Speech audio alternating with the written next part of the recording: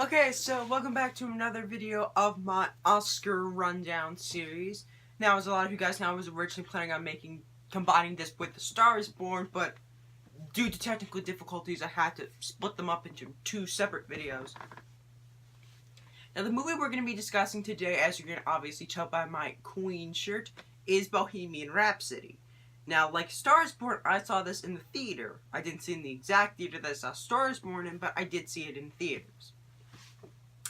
And it is cool knowing the fact that this is literally the highest grossing biopic of all time. Like, I'm pretty sure it made over $850 million, which is a lot of money. And it originally had like a $50 to $55 million budget, so it definitely made back its budget, and then some. But, yeah. Here's the ticket for Bohemian Rhapsody that I have with me right here. Pretty cool, pretty cool. But yeah, this movie has had a very troubled production. Originally announced back in 2010 and 2011 with Sacha Baron Cohen as Freddie Mercury, this film has pretty much been in development hell for, like A Star is Born, for a while.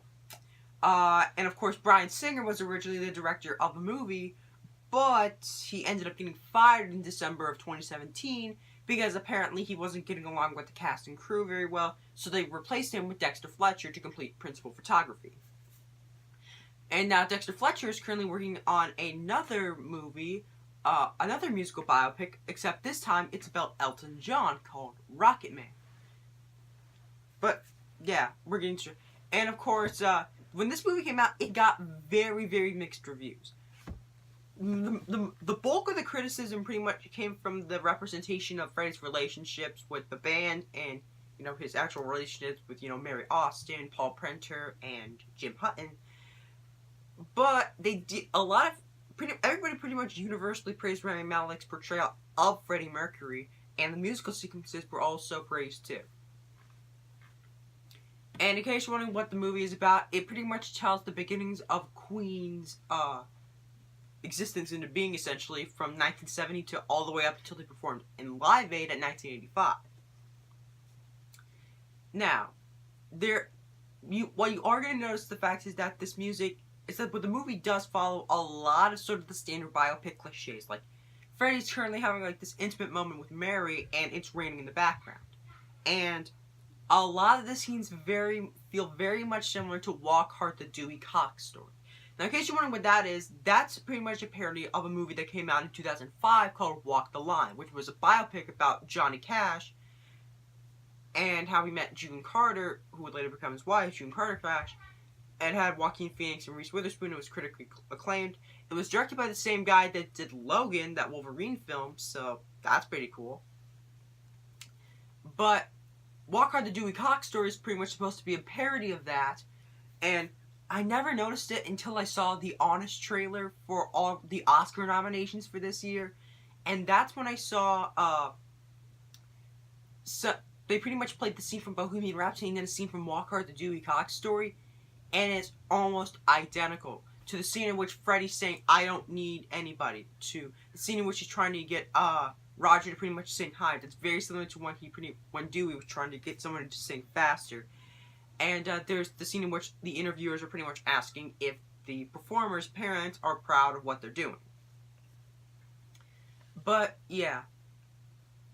While I do like the actors who were cast in the role of Queen, I do feel like that they really weren't in it as much, but I can understand why they weren't. The bulk of the story is supposed to be telling the story of Freddie Mercury. And even then, not even that, but I'll get to that later. And of course, with the biopic, you are going to have to make some changes, like, spoilers, I guess. Freddie never figured out he had AIDS until after Live Aid. He got diagnosed in 1987, and he died in 1991. He didn't diagnose himself before Live Aid, like the film says, but I do understand why they did that, because it's covering when Queen, from their beginnings all the way up to Live Aid, Freddie didn't figure out he had AIDS until after Live Aid, so they wanted to get that part of it into the story. Even though they do skim over it pretty quickly, they do at least still mention the fact that he did have AIDS. There was also the part about how the band split up that never truly happened. In fact, Freddie wasn't even the first one that even had a solo album. I'm pretty sure it was Brian May or Roger Taylor that had solo albums before they did. But Yeah, there was also that too. And there's actually a number of deleted scenes that I do wish did stay in the film, like the entire Live Aid performance, because they cut out Crazy Little Thing Called Love and We Will Rock You. I understand why they cut out We Will Rock You, because they already did that once before. And Crazy Little Thing Called Love, which is another deleted scene, there was a scene in which Freddie actually did come up with Crazy Little Thing Called Love within 15 minutes of sitting in a bathtub, but they cut that out of the movie, so there was that. There was also the scene in which they performing the song 39, and I know this because that was actually Ben Hardy's favorite days of shooting. He was the guy that played Roger Taylor, the drummer for Queen. There was a sequence in which Freddie goes into a nightclub called the Mine Shaft. That was supposed to be its own separate sequence, but now it's spliced together with Another One Bites Dust. There's more scenes involving Freddie and Mary, developing their relationship. There was a scene in which you did see Freddie come up with the Queen logo, how he came up with that. In case you're wondering, it's pretty much all the zodiac signs of the members, plus, Her Royal Highness, the Queen. But, yeah. While I definitely can say the fact that it's very understandable to some people as to why this movie isn't good, I can also understand why this movie is considered good, because I'm one of those people. It's not supposed to be a straight-up biopic. I feel like it's supposed to be similar to that Elton John movie that they're going to be doing. Now, hear me out on this.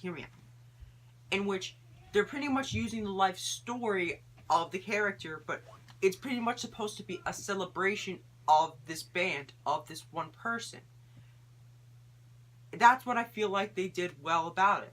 Now, I pretty much met people in which they've absolutely loved Bohemian Rhapsody, and they thought it was just and some people that just straight up hate it. That's understandable. I'm perfectly fine. Remember, it's your opinion. People are going to have different opinions for everything.